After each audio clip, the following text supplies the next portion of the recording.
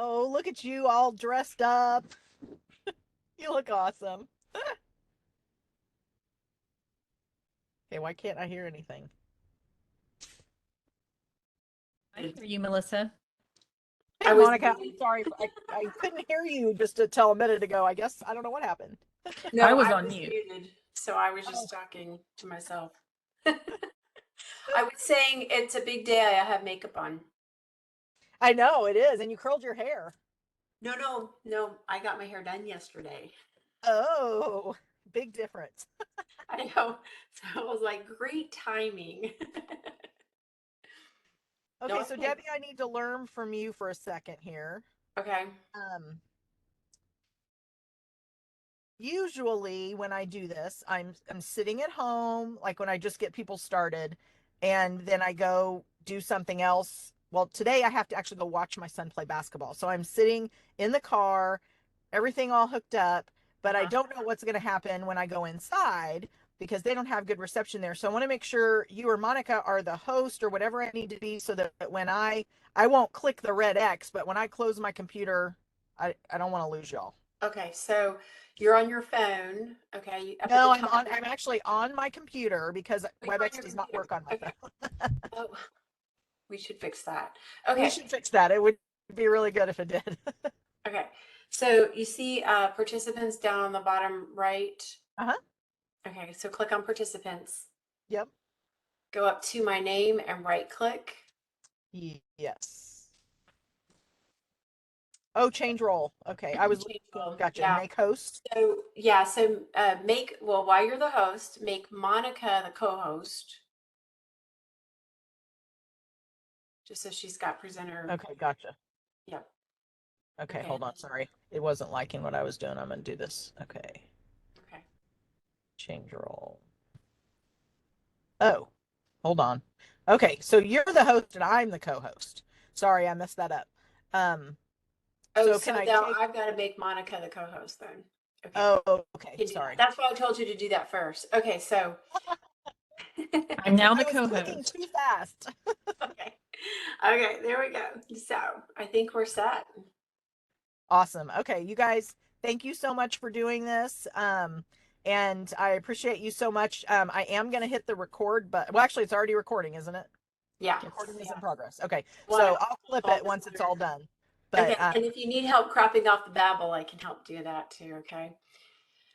Um, okay, we can the cropping off the beginning and the end or whatever. And Monica and I've already tested our screens, so good. I think we're good. You're gonna do introductions though, Melissa, at 6:30? Yes, I can do introductions at 6:30. Yes, I will do that.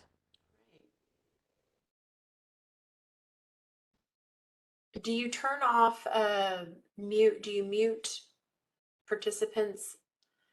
Whatever you want to do. I think that's a smart thing to do while you guys are presenting until you go to questions. Yeah, let me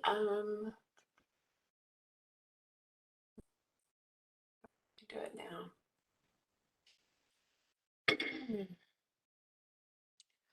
I'm going to mute participants on entry, and I'm not going to allow them to unmute themselves until the chat or until Q&A maybe. Does that make Oh, sense? yes. So tell me where you go to do that when you're in the meeting. Okay, so at the top left, there's three things, and one says show menu bar. Do you see that? No, I see WebEx meetings, file, edit, share, view. Oh, because you're co-host. Oh, but okay. So if I was Coast, I would have that bar across If the you top, and were then I would. host. Yeah. Yeah, you would here. I'll show you. I can show you here. I think I can. No, I won't. It won't work, will it? Mm, let me stop showing. Um, yeah, if you were host, up in the right hand corner, there's a show menu bar, and I just click on participant, and then I did all that. Okay. Okay. Gotcha. Yep. So we can try it next time you're hosting. Yeah. Okay. Calling user number 3. Do you want to identify yourself? You probably muted her. Oh, I have. I'm going to unmute you, calling user number 3.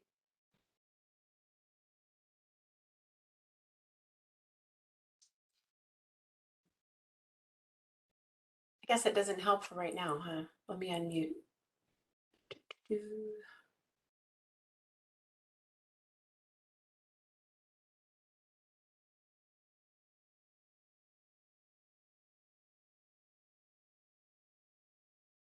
Okay.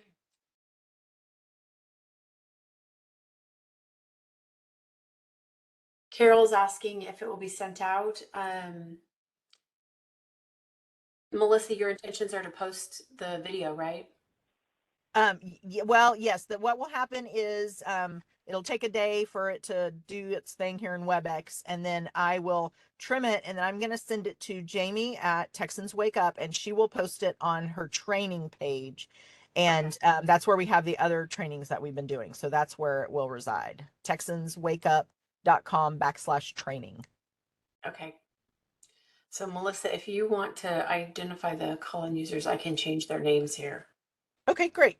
Call-in user 3 and call-in user 4, can you identify yourselves, please? I'm somebody. I don't know what number, but this is Paula Hilliard. Okay, Paula is call-in user 4. Yeah, and I may not be able to join the whole time, but I'm going to listen as long as I can. Okay, great. Call-in user 3, I hit I've been trying to unmute you. You might not see it.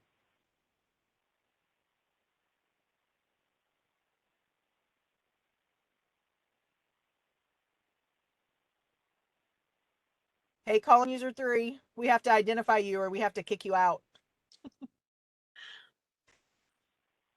And Debbie's Am running I the unmuted show. now? Okay, hey, is Am that I Josh? now? You're unmuted. Who is it? My name's Luke. Luke. Excellent. Yeah. I am a concerned parent out of New Braunfels, Texas. I'm here to listen to what you all got going on. Oh, good. We're so glad to have you. Thank you. Okay, so I think we've identified all the call-in users for now, and it is 6:30, so I say let's get started. And then Debbie, you might have to identify a couple more as you go on, but okay, well, we'll get started. My name is Melissa Beckett, and I have two friends that you are going to get to hear from today. Debbie Simmons is from Protecting the Gift, and she has been involved as it relates to human sexuality in the schools, as well as she does other things outside of that, and she'll tell you a little bit about that. And then we have Monica Klein with It Takes a Family, and she will tell you her background and why her employment history is so important when it comes to understanding what's happening in our schools. So thank you guys both for coming on today and imparting your wisdom to all of the people who are joining us, and then allowing us to record you so that we can put it out on Texans Wake Up and everyone can hear it. So thank you guys very, very much for your time tonight. And for all of you who are coming in to listen, you're in for a treat. Get out your notepads and your pens. You'll want to take some notes, I'm sure. All right, whoever's going first, go for it. Okay, let me share my screen and I'll get started. Here we go. Okay. As Melissa said, my name is Deborah Simmons and I live in the North Austin area. My husband and I have two young adult children, and I've been working on these issues for about 10 years. So you can find more information about me on protectingthegift.com. And so today I'm excited to share with you just kind of the state of the state from a comprehensive sex education perspective, and just kind of the things that have happened and where we're at and what we're looking to do, or just to answer any questions regarding comprehensive sex education in Texas particularly. So the first thing I like to do is to try to kind of lay out the fact that Texas has a population, as of the last census, apparently 29.5 million people. That puts it in perspective. We're a large state with a large population. We're also a very pro-life state. We have our babies, which is wonderful. Just a quick kind of reality check that I like to help people understand is that our governor when you think of the governor and all of our statewide offices, they have authority and they represent all 29.5 million of those people here in the state of Texas. But when you look at some of the districted members, we have State Board of Education members, we have state senators, and we have state representatives. They represent a smaller portion. So this chart tries to lay that out. We have 15 State Board of Education members. So that's roughly, a 2 million people that they represent, but they still have authority over 29.5 million people. So they're only accountable to the 2 million people that vote for each one of them. In our state, we have 31 senators because there are 31 proverbs. And so that roughly puts each senator responsible for just under 1 million people. Again, they write laws and they have authority to write law that affects all 29.5 million. Representatives, we have 150 representatives in the state of Texas, and we happen to have 150 Psalms in the book of Psalms. And so each one of those representatives represents just under 200,000 people.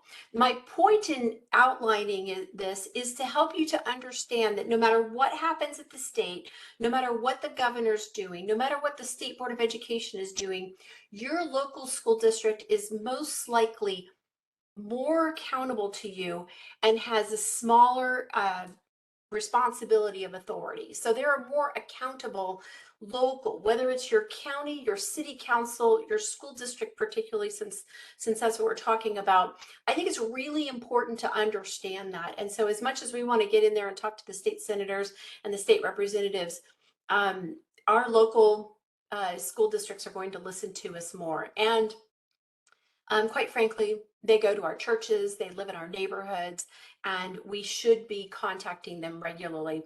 Another thing that I want to point out is that because we have 31 senators mapped out to Proverbs and 150 Psalms, chances are we're not going to change the numbers, which means as the population of the state of Texas increases, that means this representation is going to increase. That means our voice is going to become more and more diluted.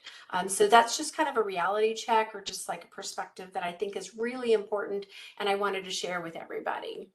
Next thing is that the governorship here in the state of Texas is actually a very weak position. And so all of these positions here in this circle are elected by the people. So the people elect the Attorney General, the Commissioner of Agriculture, all of the State Board of Education, 3 people on the Railroad Commission. The people of Texas do not elect the Secretary of State. That person is appointed by the governor, and then the governor has boards and commissions that they do appointments to, and various advisory committees. So our governorship, different from other states, is actually a weak position. It's super interesting to consider, and then yet we do see him see a great deal of power over the legislative process. In the state of Texas, we have an election cycle that runs 2 years. Every 2 years, it repeats itself. So here we are right in February of 2023. We're in the middle of a legislative session. The Texas legislature only meets for 140 days every 2 years. So this red section is the only amount of time in which they can write laws and change the legislation and the statutes in the state of Texas. Okay, so it opens in January, it closes on Memorial Day every other year, every odd year, basically. And the second that changes, that closes, they go into election season. Many of them they file for election even before the session is over. So there's constant election season going on. We call this section the primary season, and then there's the actual general session in which one Republican is running against another, a Democrat, instead of running against each other. And so we mark those with these stars in that there's elections that happen. And one thing that's super interesting in the state of Texas also, the Republican Party, for example, has conventions, precinct conventions at the first primary. And then we have county and Senate district conventions partway through before the general election. And we have our convention during the summer of our even numbered years. And then there's the general election, and we start all over again.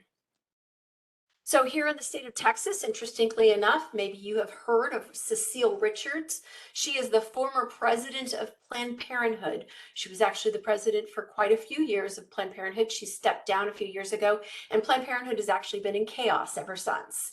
Interestingly enough, in case you didn't know it, she is the daughter of former Governor Ann Richards. And when Ann Richards lost her re-election bid to George W. Bush, Cecile Richards decided to start a 501c3, and that 501c3 is called the Texas Freedom Network. And when she started it, she formed it with the explicit purpose, I'm going to read the exact words, to combat the anti-choice radical policy agenda of the extreme right in Texas. So her whole goal with this organization was to fight what they would consider anti-abortion or the pro-life Texans. Interestingly enough, we saw a movement in 2007 in which the Texas Freedom Network Education Fund did an open records request on every school district in the state of Texas. They started this campaign to find out what every school district was teaching on human sexuality instruction. They put all of that information into a database, and they're tracking every school district just like it's a battlefield. This is a war. Don't forget, Cecile Richards used the word combat, okay? So we see a series of white papers and webinars teaching people how to go to the school districts and to make recommendations for comprehensive sex education across the state of Texas. A bunch of white papers were published through the years, and we actually have saved copies of them because when you go to Texas Freedom Network, this is not what their website looks like anymore. Dr. David Wiley was with Texas State University at the time, and that was managing this database. And so while things have changed, we know that their mission has not changed in the work that they do. We also see a grouping of 3 organizations: the Texas Campaign to Prevent Teen Pregnancy, which was also a Dr. David Wiley program; Healthy Futures of Texas, which is Dr. Janet Rialini; and Interrupt, the North Texas Alliance to Reduce Unintended Pregnancy in Teens. It's a large group of multiple it's a coalition of multiple groups, I should say, an alliance as they call it. But these 3 groups came together. We saw them come together in 2020 to influence the State Board of Education to make recommendations for comprehensive sex education. Then we also saw Texas Freedom Network and SECUS, the Sexuality Information and Education Council of the U.S., come together and write yet another white paper and lobby the State Board of Education. At that time, they pulled together all sorts of different groups. You'll notice Planned Parenthood, now TSTA, that's basically the NEA, the teachers unions across the country. Planned Parenthood, Out Youth, Equality Texas, Deeds Not Words. This is Wendy Davis's organization. Safe Stop Abuse for Everyone. That's a child abuse organization in the center of Austin. And so this group was lobbying the State Board of Education, and they have a partnership on a website called Teach the Truth. But it can also be found through the Texas Freedom Network website. Again, they're looking for abortion information to be taught into the schools and advocating for comprehensive sex education. We've noticed through the years that there are 3 legislative strategies that work, and they consistently work. Defund, local control, and opt-in. And in each one of those categories, we look for 3 characteristics for success. We have to see transparency, accountability, and enforcement. So if it's a defund strategy, we're going to look for all 3 of those characteristics. If it's a local control strategy, we need to find all 3 of those characteristics. The same with opt-in. And I'm going to go into detail on each one of these. So the one that was very successful was defunding abortion providers. And abortion providers were in schools. They provide curriculum, instruction. They're providing digital and physical resources to schools. But in 2019, the Texas legislature passed the Senate Bill 22, and that prohibited what's called taxpayer resourced transactions. And by prohibiting those transactions, that actually banned abortion providers and affiliates from providing curriculum or instruction in the schools. So rather than defending abortion providers, Texas defunds abortion providers. We follow the money, and it's been a very successful strategy. The local control strategy that we have here in Texas is what's called a School Health Advisory Council, also known as the SHAC. And the SHAC operates in every school district. In fact, the law requires, Texas Education Code 28.004 requires every school district to have a SHAC. The Board of Trustees must establish the SHAC, and the SHAC must make recommendation to the Board of Trustees. The Board of Trustees does not have to take those recommendations. They do not have to fulfill them, but they must receive them. They must consider them. The Board of Trustees generally is voted on by the citizens of that district. So that means that the SHAC is accountable indirectly to the voter through the Board of Trustees. So it's very important to go to your Board of Trustees and to know that they have established a SHAC, that they know who's on it, they know what the SHAC is doing, and that they're receiving the recommendations and considering them. The SHAC is responsible for pretty much all health related things. And the Board of Trustees should hold them accountable. Board of Trustees also obviously hire and fire the superintendent and oversee the business of the school district. Texas Education Code 28.004 is the code that requires every district to have a SHAC and that the trustees must consider their recommendations. School districts may not distribute condoms in connection with instruction. They may separate students according to sex. They must provide written notice of instruction, and they must provide detailed description of the content. Parents may opt the students in or out. We are an opt-in state right now, and so they must opt the student in, and there must not be any penalty there. And they may file a grievance if there's any violation of this entire section. The most important thing I want everybody to know is that human sexuality instruction is not mandatory in the state of Texas. It's not mandatory to your student. It's not mandatory in your school district. It's not mandatory in the state. And that's all lined out in 28.004. And also high school health is not required for graduation. So some school districts in the state of Texas require health for graduation, but it is not required by the state. So if your district is requiring it, that's because that's a provision that they have put in their graduation requirements. The other thing that's really important to understand is what we call the big if and the small if. And so the big if is when human sexuality, the school board, the local school board can decide if instruction is provided. And if the instruction is provided, then it must do certain things. And so those 5 things are outlined in 28.004, must present abstinence as the preferred choice for unmarried persons, must devote more attention to abstinence from sexual activity, and emphasize that abstinence is 100% effective in preventing pregnancy, STDs, and emotional trauma. It must direct adolescents to abstinence before marriage. And this is the small if instruction on contraception and condoms is included, then they must only teach contraception and condom use in terms of what's called human use reality rates rather than theoretical laboratory rates. And that's really important. And so we often talk about these rates in the parameters of protecting against pregnancy. So human use reality rates, the effectiveness rate is between 80 and 85%, but the laboratory rate is 97%. So you can imagine that the abortion industry wants to tell children that condoms are 97% effective, when in actuality, they're 80 to 85% effective. And that's in human use reality rates amongst adults. We're not talking about children here. Another thing that we don't concentrate on enough is explaining to young people the effectiveness rates for condoms against STDs. And so the Medical Institute for Sexual Health, which happens to be housed here in the state of Texas, did analysis of effectiveness rates against STDs. And you'll notice that there's no conclusive studies to protect against HPV and syphilis, which are transferred skin to skin.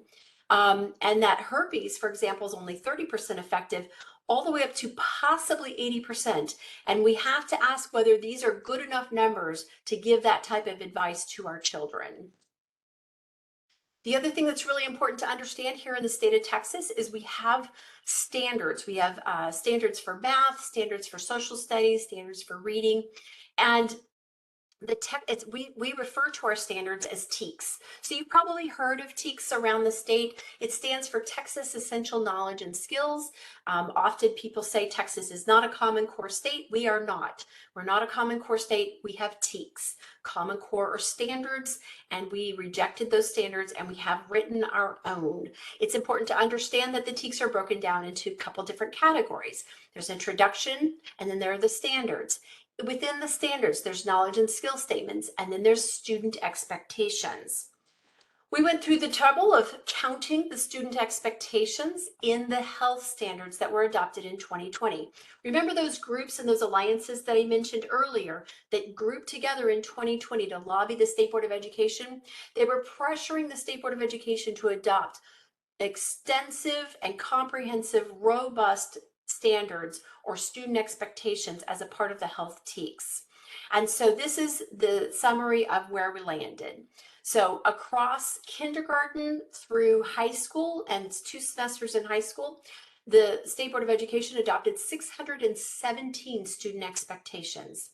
And in those student expectations, 118 of them, ranging only from grade 4 through high school, 118 of the 617 are reproductive and sexual health student expectations. That's sex education.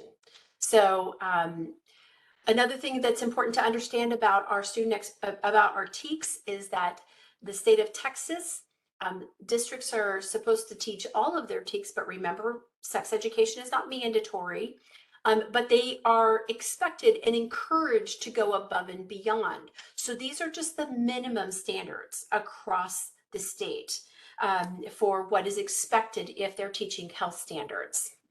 Then we learned that the next step after health standards is the health instructional material adoption. So this happened in 2021. And 4 publishers came forth to the TEA and asked to be considered for adoption in the state of Texas. So the TEA went through the process of vetting these 4 vendors. And we learned that Human Kinetics met 83% of the standards of the TEKS, 85% in grades 7 and 8. Lesson B met 56% of the TEKS, while Quaver Ed and Goodhart Wilcox met 100% of the TEKS. Interestingly enough, materials only have to meet 50% of the TEKS in order to be presented to the State Board of Education. And when they presented to the State Board of Education, we worked with people across the state to take what's called the harmful elements rubrics that are available on the Stop CSE website, which is can also be found at comprehensivesexualityeducation.org. And so we took the blank rubrics that take 15 harmful elements. We analyzed all 4 of those publishers and we published our results. And in the end, the State Board of Education rejected 3 of the publishers. Unfortunately, they did adopt Goodhart Wilcox, although we found plenty of harmful elements in the materials for middle school and for high school. But these are the 3 that were rejected, and this is the one that was adopted on the health instructional materials adoption. School districts can choose from whatever materials that they want. This is merely a seal of approval by the State Board of Education. And then there's particular funding that they have to utilize in order to use the funds for instructional materials. And that all had to happen in 2021, 2022. So remember how I said one of the most important things that some of the things that we're looking for in order for our strategies to be successful, we have to have transparency, we have to have accountability, and we have to have enforcement. So when we look at transparency, we're going to look at transparency, whether it's in the curriculum adoption process, instructional content, standards, the library card catalog, online access, any resources that are out there, any distribution of contraception, any demonstrations. We want transparency in all facets of what's going on in the classroom. These are just some of the examples that we're looking for particular transparency on when it comes to fighting sex education and the sexualization of children in the schools. So in 2021, the Texas legislature adopted transparency measures into Texas Education Code 28.004. Requires the board to adopt policy. Then they adopt a resolution. They have to adopt that resolution to charge the SHAC to consider the health education or the human sexuality instruction in the schools for that district. That SHAC is required to hold 2 public meetings and then submit recommendations to the board. The board then votes on them, and then parents have to be notified before instruction happens. We are also what's called an opt-in state, in which parents must opt their children into the instruction. So this transparency measure passed in 2021, and all districts are working very hard to follow this process in 2022 and hopefully in your districts right now. Another transparency measure that we noticed and we felt that was really important was instructional resources. So in the schools, there's a lot of confusion as to what's an instructional resource. Does library books fall into that? Are there instructional materials? What's an instructional material? And TASB published this illustration showing textbooks, supplemental materials, and written content used in the classroom instruction. And so this is an opportunity for us to look at transparency measures for everything that's in the classroom and what's in the library under voluntary inquiry. What we've noticed across the state is parents have gotten involved and school districts have been held accountable because of the transparency. And so school districts are having to drop their sex ed, they're having to go back to the drawing board, start all over, and reevaluate.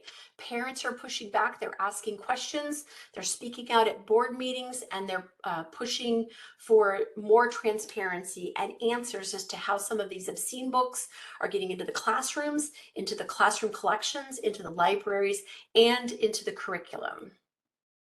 I talked about opt-in. This is a very important strategy here in the state of Texas. It's also referred to as informed parental consent. And that parental consent happened in 2021. Texas became the 6th state in the country to implement opt-in. And when, excuse me, sorry. And when they did that, they became the 6th state, and Texas children were protected throughout the school day. So in order for the students to receive instruction on human sexuality instruction, the parent must opt them in, whereas before, and in other states, the parent opts them out, and the default is that the student receives instruction. And so as an opt-in state, our children are not receiving the instruction unless the school has a signed permission form. And in that permission form, it must be transparent as to what the detailed instruction is. In other words, informing parents. This is a really important component of what happened in 2021. That cleaned up the entire school day because we found sexual content was being taught throughout the school day. It was called transdisciplinary. And by doing that, by doing this opt-in, this informed parental consent, they had to take the sexual content out of all academic courses, out of mental health discussions, character education, social emotional learning. And so if you see sexual content anywhere in the school day, you can inform that they are violating the opt-in requirements of Texas Education Code 28.004. The other thing that happened was, remember I talked about the adoption process of the textbooks. They had to remove all sexual content from the general health textbooks and create companion texts for the middle school and high school. It cleaned up these textbooks, and you'll notice the word Texas is at the top of each of them because this is just in the state of Texas. They have other versions in other states across the country that are not cleaned up like this, but they have to keep these cleaned up because of the opt-in. Another thing that happened in 2022 is the Republican Party of Texas, like I said, had their convention in even numbered years, and a legislative priority called Stop Sexualizing Texas Kids passed. And it talks about the obscenity exemption. Many of you may have heard of it. It's actually what's called a defense or an affirmative defense in Penal Code 4324 and 4325. That allows harmful materials to be exposed to children and for children to be enticed into sexual performances for educational purposes. And so the Republican Party of Texas passed this measure to make sure that something passes in this legislative session in 2023. We're not alone here in Texas with this affirmative defense. We're actually one of 43 states that when this initiative started had defenses, whether they were exceptions, affirmative defenses, or defenses. Each of the states in yellow and in red allow this harmful material to be shown to children for educational purposes. Texas was one of the first states to have a bill filed back in 2019 to remove these affirmative defenses. We actually got a hearing in that year. And then bill was filed also in 2021. So here we are in 2023. We already have about 10 bills that are attempting to repeal those affirmative defenses in the 4324 and 4325 so that we can become one of these green states. Tennessee passed theirs last year. Colorado's was ruled to be unconstitutional because they have just some language that's not good. So they're kind of between yellow and green.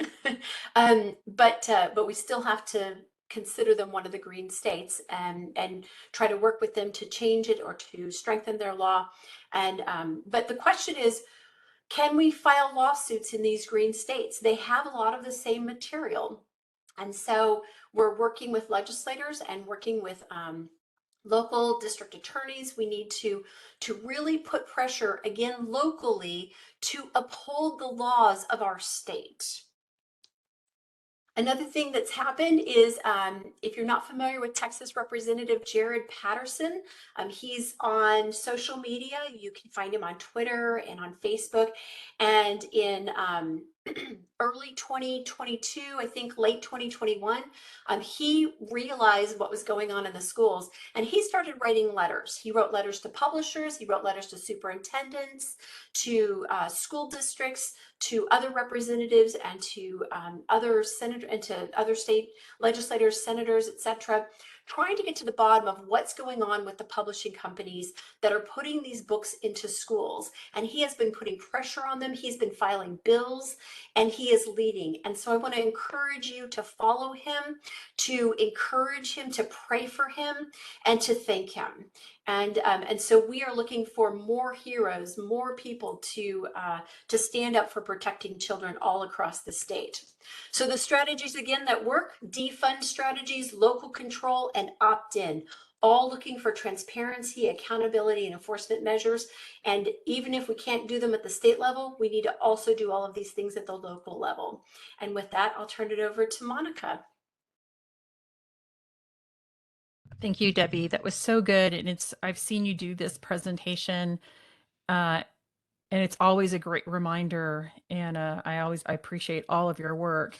So I'm going to go ahead and share my screen, and you'll see. Here we go.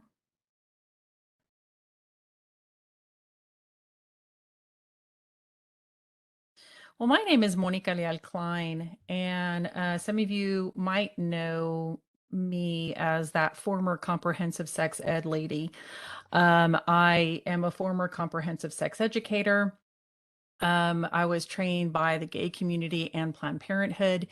I was in that field for over 10 years. Through my own I was converted. I became a Christian and was still working in that industry. And as I grew in Christ, I began to see the truth. I began to see how we were truly harming children and whole families, whole communities. And so I became a whistleblower. And so I've been doing this and speaking out against comprehensive sex education since I left in 2009. So probably about 2010, 2011, I started speaking out on it.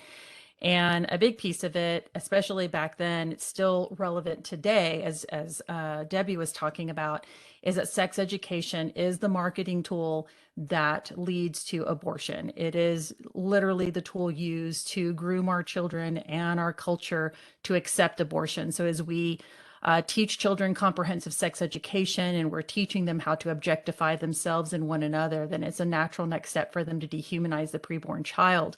But today we're seeing that it's gone, can you believe, even beyond that, which is something that we're still fighting.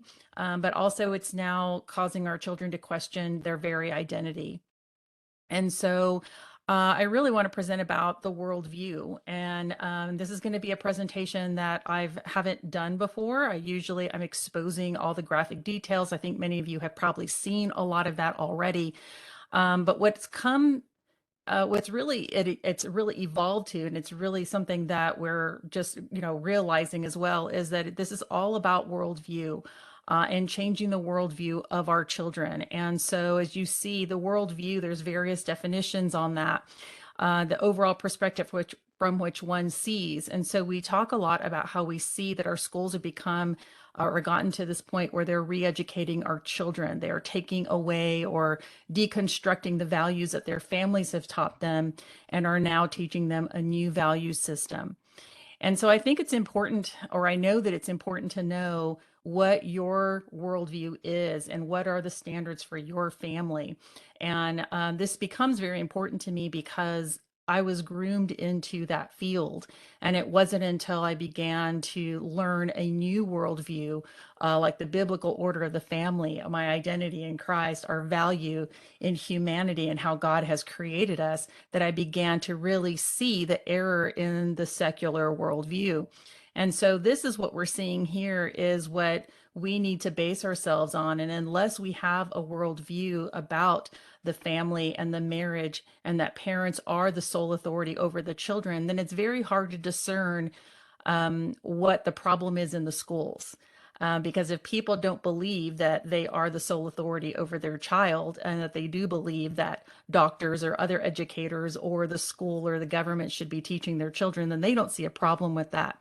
But here we see that we have a linear line of hierarchy where the husband and the wife are under Christ himself, and that it's really the parents who are over the children, and the children are in dependency to the parent. And what we don't see here are arms over to the side, like we saw with the governor, where there's all these arms shooting off in other directions. What you see here is that the children are only under the rule, or really the authority, of their parents and not the government. So we don't see an arm from the government. We don't see an arm from the CDC. We don't see an arm from the school. No, those children are under the authority of their parents. And it's something that I'm actually teaching parents today who think that they should be handing over their children to others for education. And so really it's about bringing that back to the home. And so I want to talk about comprehensive sex education. And many times parents want to know, what is the curriculum? Do you know about this curriculum? Can you review this curriculum? And you really can. And I think one of the tools that Debbie shared about is the 15 harmful elements that really helps you to do that. But it's impossible for us to read every single curriculum. But what really we should be looking at are the National Sex Education Standards, which all of these curricula are based on. And it's really a worldview. And we're going to go through that just a little bit because we only have 30 minutes. But I want you to see that you can go to SECUS right now and you can see the National Sex Education Standards. They are on their second edition. You see here from the logos that the names or the organizations that have put their name on these standards are Advocates for Youth, Answer, and SECUS. Advocates for Youth are also the organization that created answer.com or .org. And those are the many videos that people have seen. If you watch the Mind Polluters, you saw some of those videos on the Mind Polluters as well. Very graphic videos teaching our children a sexual worldview. And here are some endorsing organizations. You see the Human Rights Campaign, Gender Spectrum, which is about the transgender movement. And you see, and even the American School Health Association and Zenglessen. So you see these endorsing organizations as well. What we don't see here in the future of sex education, and that there's even more organizations that are involved in this. So when you actually look at the standards, you can see some individual people from Planned Parenthood and many other organizations that have come together over the years to create these standards. So comprehensive sex education has some guiding principles and values, and this is from the document itself, that they have high expectations, functional knowledge and skills, that they're trauma informed. Of course, we know that they're making everything sound very positive. On number 4, you see there the social, racial, and reproductive justice and equity. So we're seeing that critical theory is a part of comprehensive sex education and the national sex education standards, intersectionality and language inclusivity. So when I talk about worldview, this is their worldview. This is their guiding principles and values. So we're looking at critical race theory, critical sex theory, and critical gender theory, all in comprehensive sex education.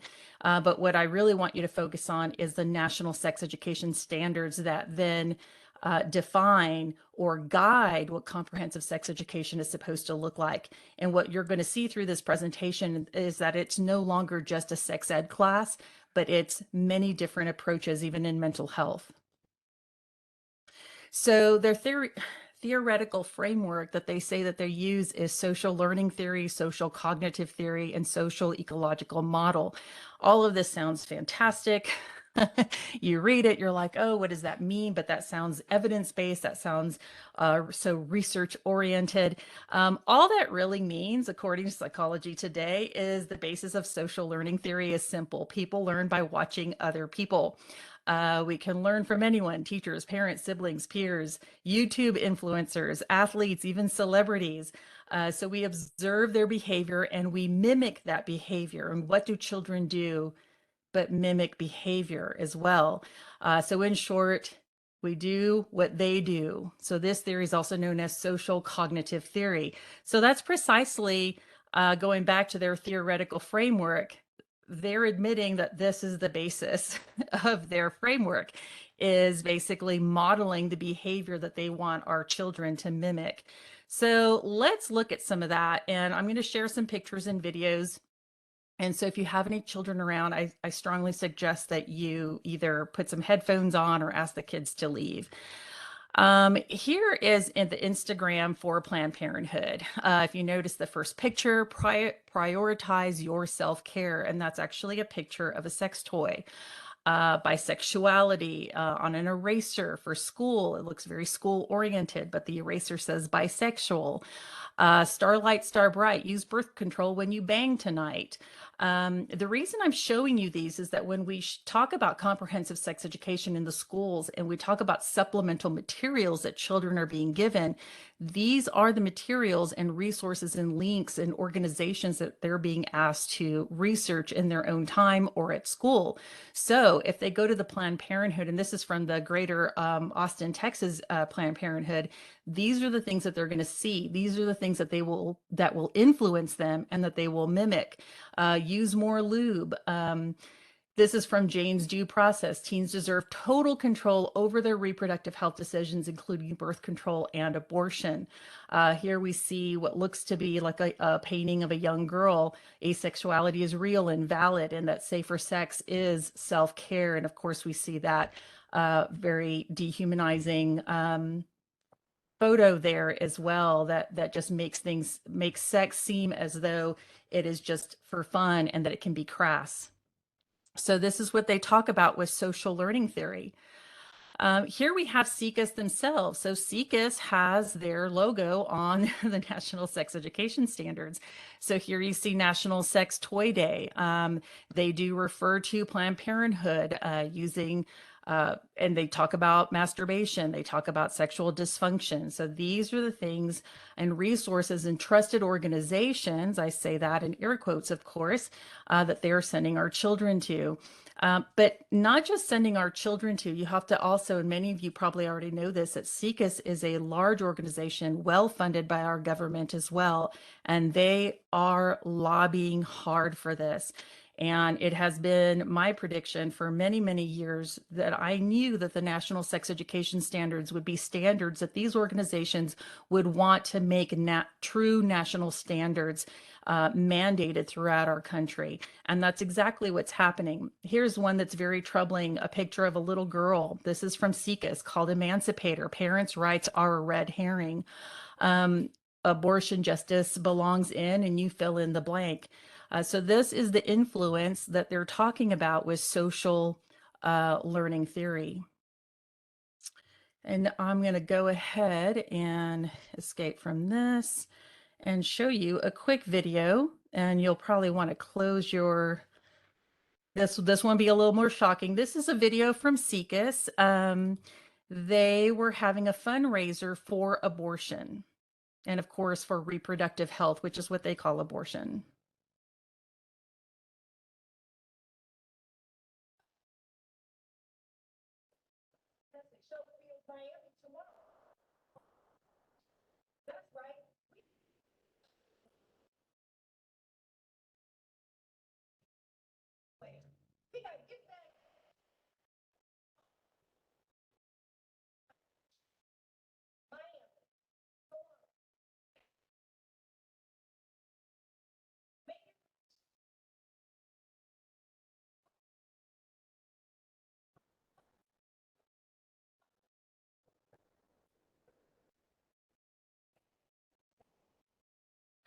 So there you see that she said sex ed for social change. And that is exactly what she's referring to. She talks about Planned Parenthood as well, as being one of the organizations that is supporting them, that they're supporting also. So those are the things that they are considering, the organizations that would influence our children. And so when we look further into the National Sex Education standards, they're talking about essential content and skills. And what you see here is very similar to what you see in our TEKS as well, talking about consent and healthy relationships, anatomy and physiology, puberty, adolescent sexual development, gender identity and expression, sexual orientation and identity. We were able to keep those topics out of specifically sexual orientation, identity, gender identity, and expression out of the TEKS. But there are, again, like Debbie had mentioned, there's always that opportunity to teach above and beyond the TEKS. Here we go. When you download the National Sex Education Standards, you will also have access to these tables. And I'm just going to show you grades K through 2 and also I think 3 through 5. And I want you to see here, we see at the top consent and healthy relationships. And so what you're going to see is that they're going to have some things that maybe we don't have issues with, but then you also see that that they're going to identify different kinds of families, whether it's the nuclear, single parent, blended, intergenerational, cohabitating, adoptive, foster, same gender, and interracial.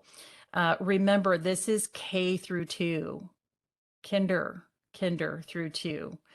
Interpersonal communication. So you see this at the top is core competence, analyzing influences, accessing information, interpersonal communication, decision-making, goal setting. This is going to include skill building, whether it's the children being able to verbally give you definitions, and then as they get older, also the skill of being able to do something. And so there's going to be role playing involved in this as well. They want them to list medically accurate names for body parts, including the genitals. So here by the end of 2nd grade, which means K through 2. So they're going to receive these teachings from kinder, and by the end of 2nd grade, they should be able to accurately name their body parts and all genitals. So here we have adults who are now talking to very young children about their genitalia in a public space, in a public school. And so when we teach our children that other adults, other than their parents, can talk to them about their sexual parts, we're now starting to get into the realm of reducing inhibitions and increasing the risk of our children when they think that it's okay for other adults outside their family to talk to them about these kind of things. So this is very risky. By the end of second grade, they'll be able to define gender, gender identity, gender role, and stereotypes, discussing the range of ways people express their gender and how gender role stereotypes may limit behavior. This is in from kinder to second grade. What exactly do they think our kids are going to be? They're not capable of thinking in these ways. And also, gender expression and gender identity are things that not all families believe are true. We know that they're not true. So they're taking the gender binary or the sex binary out of the picture and replacing it with their values and their ideology. And so we continue to see this, and you'll see this through grades 3 through 5. So I really strongly encourage you to look at these tables in the National Sex Education Standards so that you can understand what they're basing it on. And so, for example, in Austin ISD, because in Texas we have the law that abortion providers cannot be contracted with the school, Austin ISD was not able to have Planned Parenthood come in and provide comprehensive sex education. But what Austin ISD did then is that they took the National Sex Education Standards and created their own curriculum. And that's what the National Sex Standards are actually encouraging. In their documentation, they're saying take these standards and create your own curricula. So in that case, we're seeing how Austin ISD has been able to go above and beyond our TEKS. We'll go through those pretty quickly then. And then to go also to talk about Goodhart Wilcox, I know that Debbie mentioned it, but I do want to point out that this is their permission slip for human sexuality instruction. And you do see the highlighted area where I highlighted the National Sex Education Standards. So they're letting you know on their website, on their documentation, that Goodhart Wilcox as a publisher affirms, accepts, and teaches and creates their instructional materials based on the National Sex Education Standards. So that is their philosophy, that is their value system. And yet we have their textbooks in our state, and we've just asked them to remove some of the teachings that we don't want taught in Texas. But here's the problem with that is that they are still teaching their ideology in their textbook. So here is a picture of the human life cycle. This is from the middle school Texas health textbook. And it says that when a baby is born, the human life cycle begins. So they're teaching that the human life cycle begins at birth, not at conception. And you see here that early childhood, they talk about infancy from birth to 1 year of age. So they're denying the fetal development. They don't talk about fetal development ever in the Goodhart Wilcox middle school book. But when they do talk about a fetus, they talk about pregnant people needing to stay away from drugs or staying away from certain substances so that they don't affect the fetus. But our middle schoolers won't even know what a fetus is because they're not being taught fetal development. And yes, I said pregnant person because Goodhart Wilcox refers to pregnant people, not women. So we still see that their commitment to the National Sex Education Standards is still very relevant in the Goodhart Wilcox textbook here in Texas. And so let's look at the social, racial, and reproductive equity, intersectionality, and gender inclusion.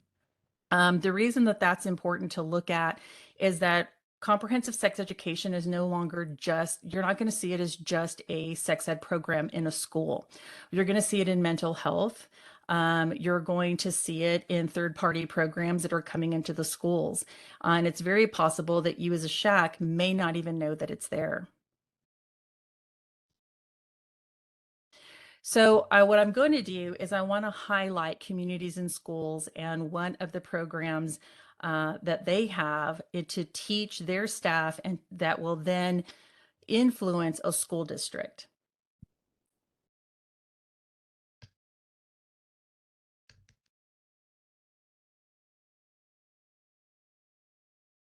Communities and schools, I also want to mention that the reason I want to talk about them specifically is that they are the largest provider of school-based behavioral health services in the state of Texas. They're serving 120,000 students, 200 school districts. They're overseen by the Texas Education Agency, and their funding is appropriated by our Texas legislature. And the reason that this is important to know as well, and why I'm very concerned about this, is that when I was a comprehensive sex educator many years ago, communities and schools invited me to go into the school and teach comprehensive sex education to their students that they were serving.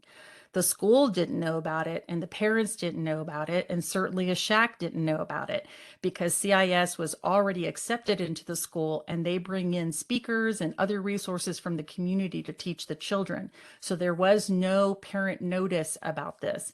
And that's why I want you guys to be concerned about communities and schools and their influence. And here's a reason why is Communities and Schools has an introduction to the DEI crash course of the LGBT community and cultural humility. And here they see that they are teaching about the LGBTQ community and diversity, equity, and inclusion. And this is the DEI coordinator from Communities in School South, Gulf South. He is a licensed counselor. He apparently specializes in child-centered play and gender affirming therapy. He also goes by the pronouns she, her, they, them. So you see a picture of him there wearing a woman's shawl. And he goes on to talk about, basically teaching about living and learning, identifying terms and defining the subject about the LGBTQ community. And here you see all the different terms as well as the flags. And this particular program is to teach teachers and to indoctrinate a school district into accepting diversity, equity, and inclusion. And for them, this is what that means. And so here, what they're doing through but the use of critical sex and gender theory is very similar to critical race theory, is that they want to, in critical race theory, but in critical race theory, they want to say that whiteness is not normal, that it's actually oppressive. When it comes to critical gender theory, it's saying that gender is not binary, and we need to stop thinking that that's what's normal, but what's normal is to be on a spectrum. Critical sex theory is the same thing, though, not to be heteronormative, to stop focusing on heterosexuality as being normal, but that there are many normals and that we should look at the spectrum. And if you don't do that, then you're oppressing people. And so in the school, this is what they're teaching the instructors as well as our children, that they need to let go of what they believe is normal, whether it's being a sex is binary, male and female, heterosexuality, or that the nuclear family is what is healthiest. Instead, our children are to accept all kinds of various identities that go on and on and on to infinity. And so they continue to teach this, two-spirited as well. And here are some of the resources that they provide. They have some videos in here. And when you go to these videos on YouTube, they talk about conflict theory, which is a neo-Marxist theory. And really, it's that theory that there's a conflict when we are stuck on what we consider to be what is normal, or in their case, when they talk about gender and sexual orientation, again, that sex is not binary and that heterosexuality is not normal human behavior, but that instead sexuality can be infinitely varied, and that's what's normal.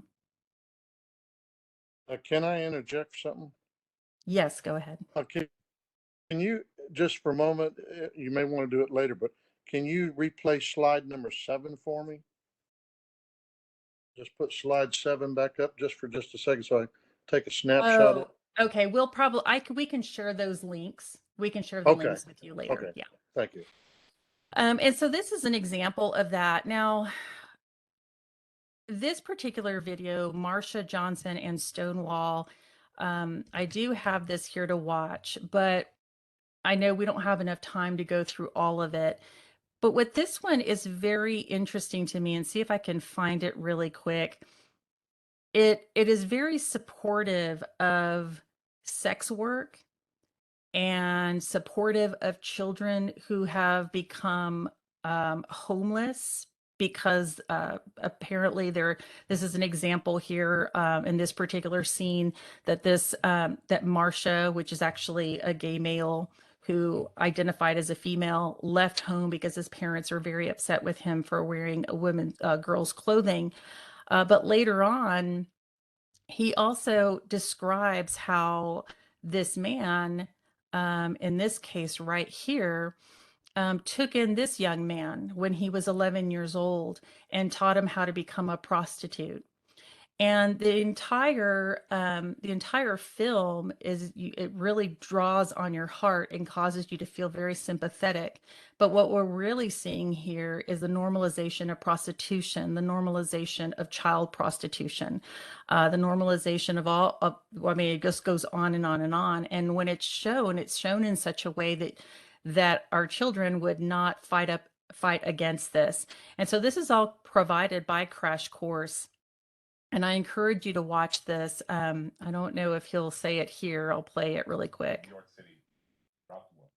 Following Stonewall, Johnson and Rivera founded an organization called STAR, Transvestite Action Revolutionary. The organization clothed, fed, housed, and advocated for transgender youth in New York, Chicago, California. Johnson also became a member of the Gay Liberation Front. This group focused on political action and greater protection for citizens based on their sexual identity, also fought against unethical. So these programs or these resources are being promoted by communities and schools in our state, funded by our money, and are under the Texas Education Agency. They are in our education strategic plan and they are in our schools. And this is what they are teaching their site coordinators to come onto our campuses. And then their goal is to not only serve the students, but to also serve the district and to challenge. When you read their assessment, they are to challenge teachers, administrators, families, and students to accept diversity, equity, and inclusion. That is the expectation of communities and schools. And I'll be sharing all of those resources for you to view for yourself. But once again, what we're seeing here is that not only is comprehensive sex education graphic, not only is it flawed in believing that children are sexual from birth and that we should be teaching children these ideologies since preschool or even kindergarten and up. But what we're seeing is that it goes beyond that, in that it is truly trying to transform their minds, their identities, and even the belief that heterosexuality and that sex is not binary, and that those things are not normal, to reject all that is right and good and supported by science, and to accept a new reality that really confounds them and causes a lot of harm, not only physically, spiritually, and mentally. But then, unfortunately, we also have the mental health programs that swoop in to then, quote unquote, clean up the mess that they created. So these are things that we need to be very concerned about, because comprehensive sex education has graduated and evolved from talking about sex acts to going above and beyond that, in addition to a whole mindset, a whole lifestyle, and rejecting the family altogether.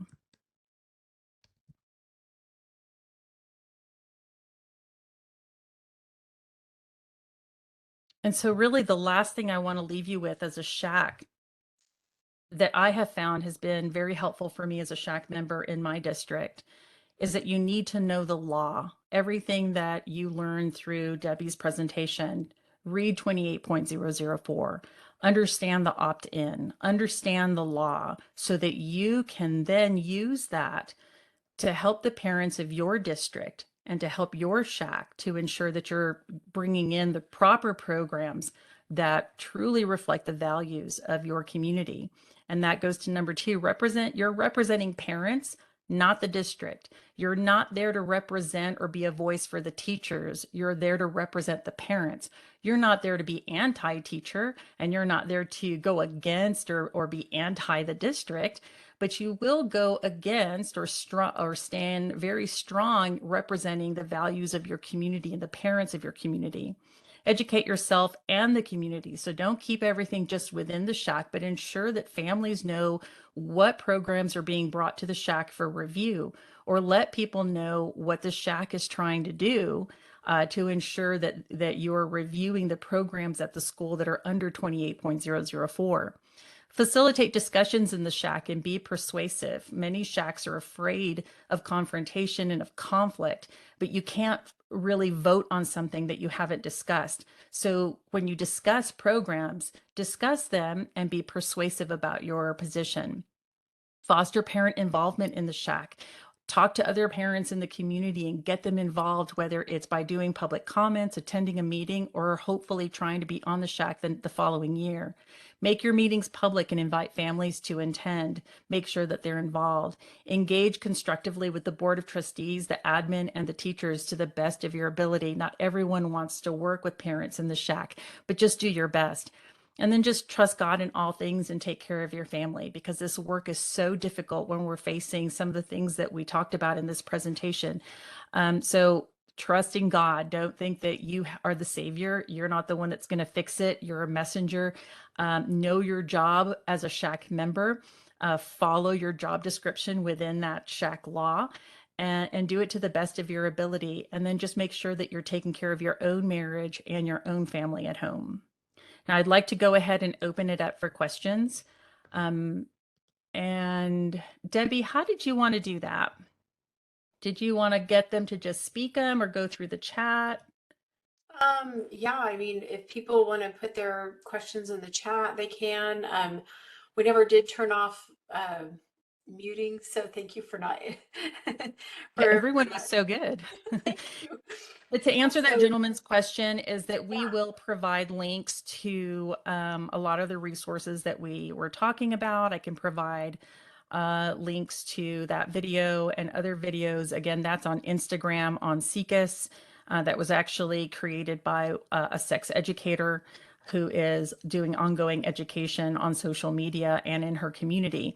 But we will have all those resources available to you. So if you have a question, please go into the chat. And it looks like we have our, make this chat really big. Do you see one? I do. Someone's asking about charter schools. Are they held to the same standards and laws? That's it. That's a great question. It is unclear which laws they can, or they're required to comply with and which ones they're not. And some shacks will say, or some charter schools will say, we don't have to have a shack, or we don't have to follow 28.004. And my position or my recommendation is just to challenge that. Ask them to show you in the law where it says that they don't have to follow the law. And it is possible that there are loopholes.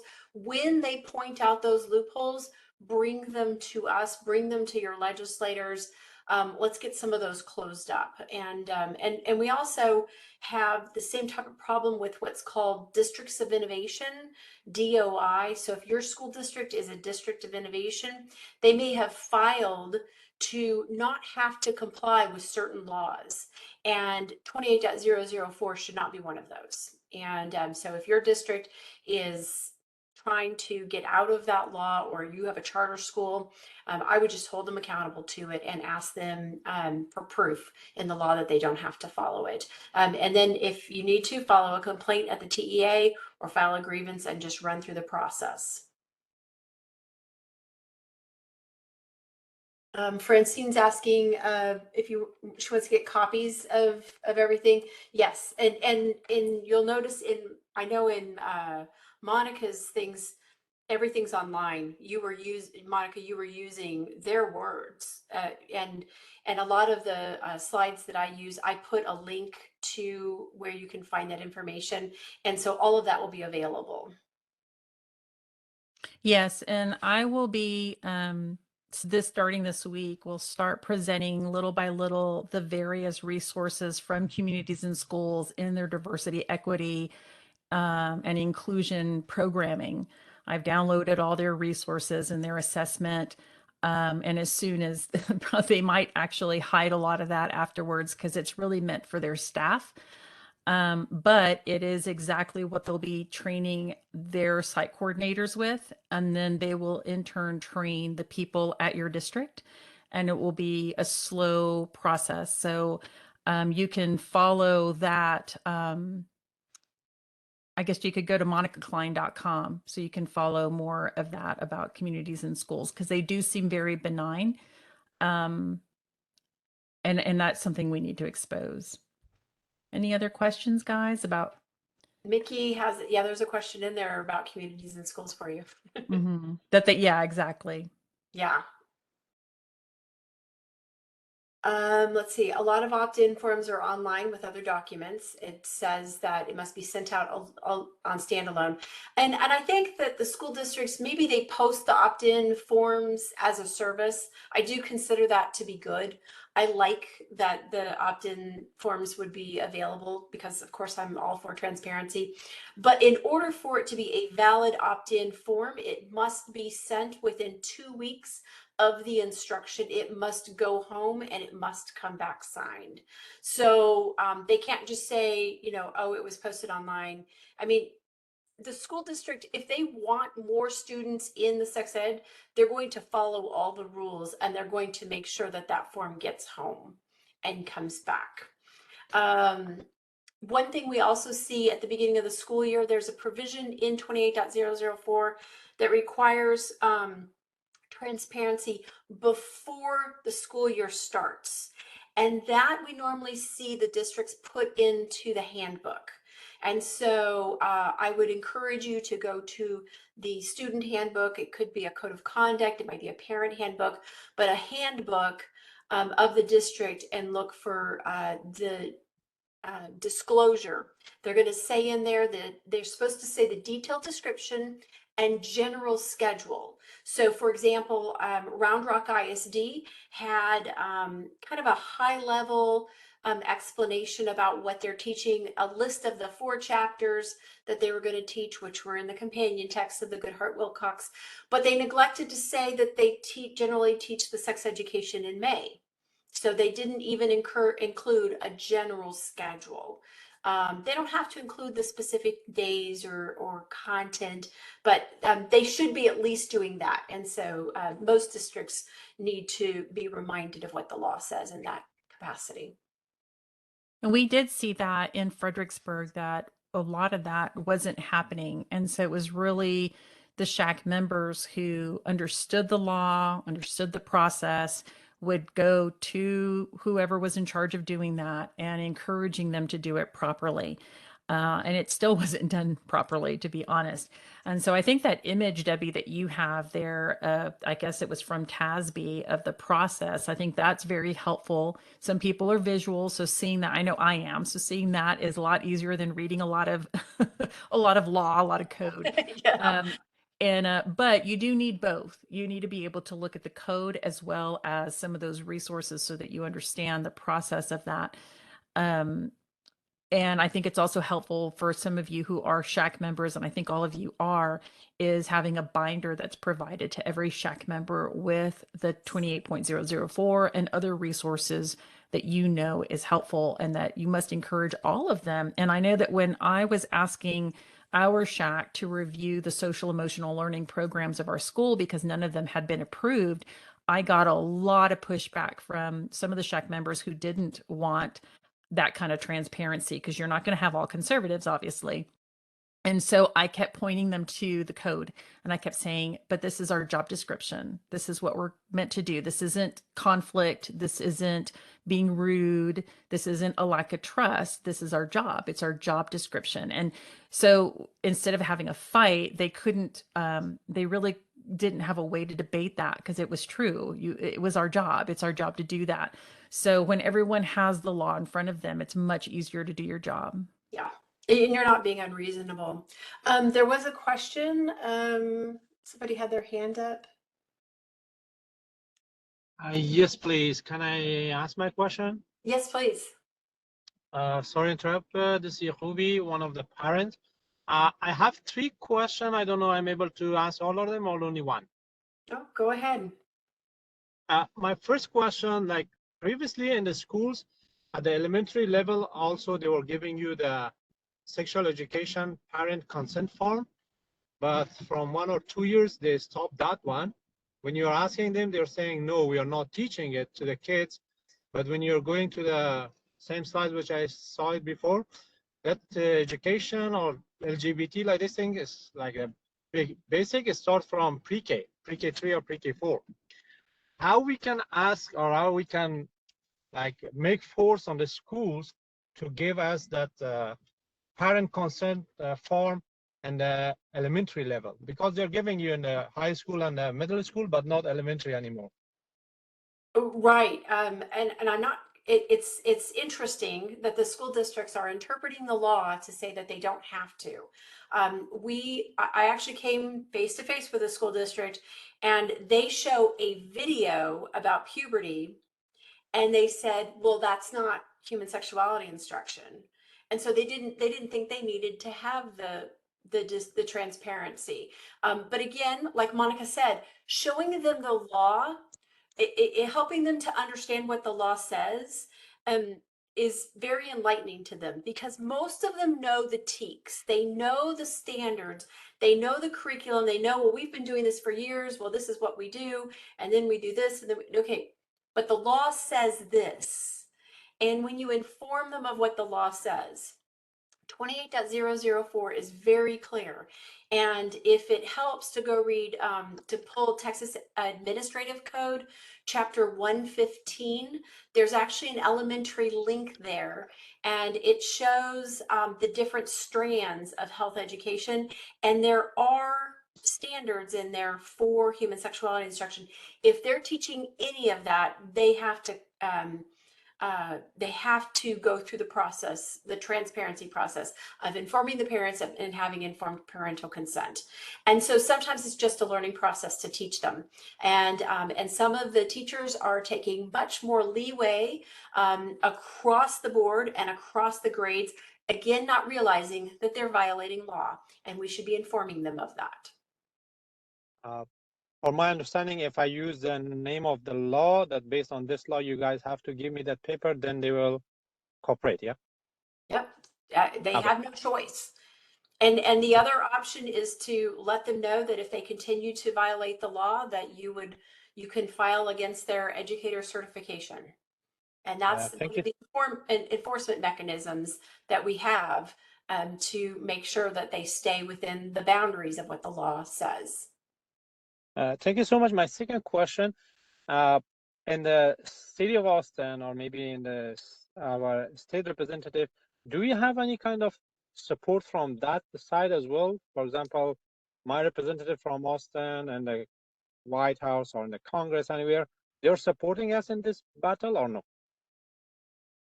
Are you asking about a specific representative or? Sorry, I'm new. I don't know so much about these politicians. For example, if there is any state representative of Texas, Yes. is he or she supporting us in this battle? So we don't count on our congressmen in Washington, D.C., but in our state, we have 150 representatives, and we do have a Republican majority, and most of those are conservative, and we do hold them accountable to the platform of the Republican Party and the Republican Party of Texas. And so depending on where you live, and I can recommend, there's a website called Who Represents Me. Okay. You can type in who represents me I think it's .gov or .org. I put it in the chat. And when you do that, you type in your address and it'll come up with who your representatives are, and you can contact them directly. But there's lots of opportunities to go downtown Austin and talk to people. They're very friendly and they're interested in what the concerned parents are saying. Thank you so much. The last thing about the communication, the only option which I can see is the Gmail address from parent concern, which with respect, I know it's like not sometime these guys, I believe they don't receive any salary or anything, that they have to work for the parents. But is there any platform that if families are facing with this kind of situation, immediately they can call or they can email or they can mail something to that address, and that address like responds quicker and faster? Because right now, for me, maybe I'm limited. The only connection which I have is the parent concern Gmail address.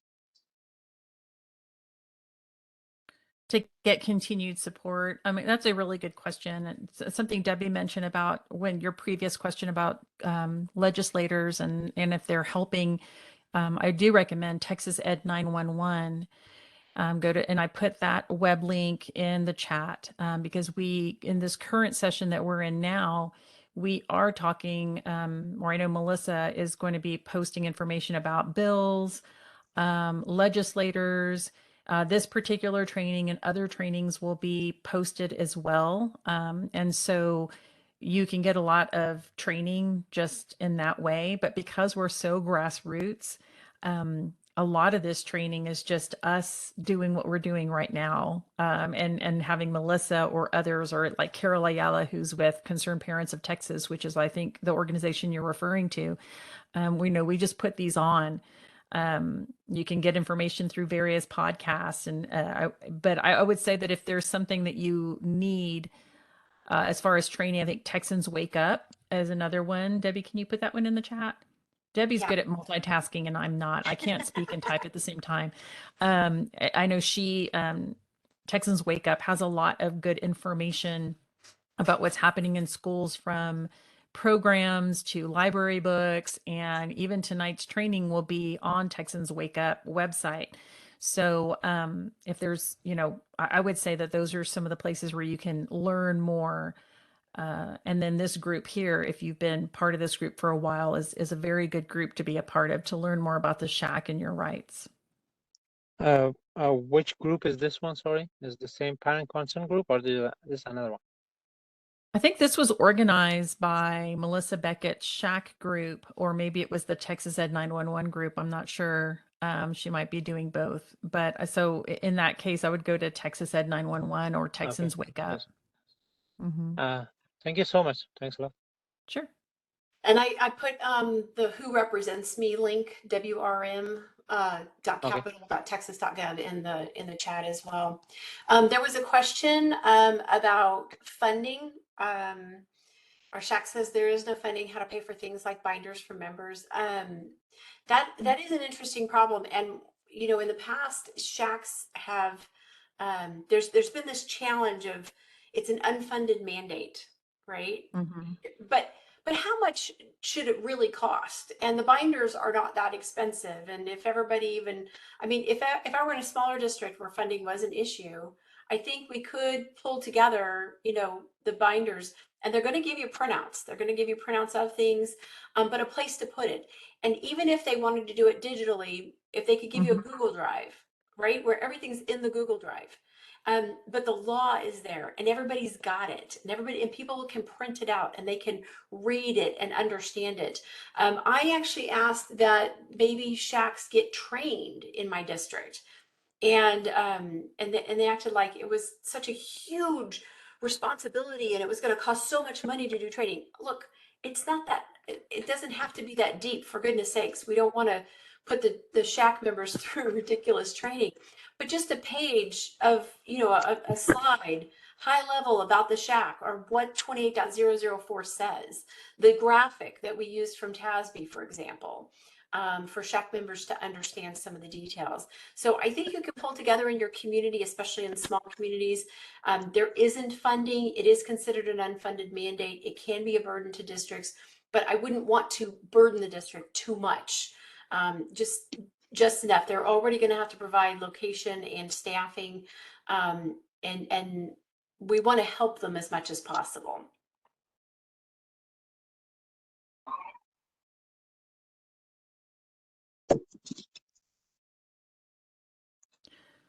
Well, if there's not any other questions, I just want to remind you all that this is recorded, and I believe, I'm not sure the time frame, but I know that Melissa is going to, oh, I see something here. Shack training, February the 28th at 6:30. Melissa has the registration. Thank you for sharing that, Mickey. But this recording will be posted on Texans Wake Up. So you will have access to this again, and we will send our resources to Jamie, who's part of that website, and she will add that along with our video so that you have access to the resources.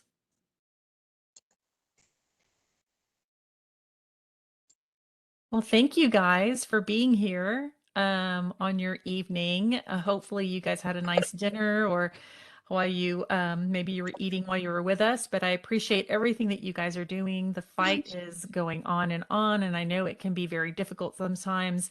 We all feel it, and that's why we can't do this alone. We need one another. And also just remember that we're the messengers. We can only do what we can do. And if you feel like the burden has gotten too heavy, definitely call one of your friends and know that you are not responsible for the results. So thanks, guys, for being with us, and God bless. Thank you.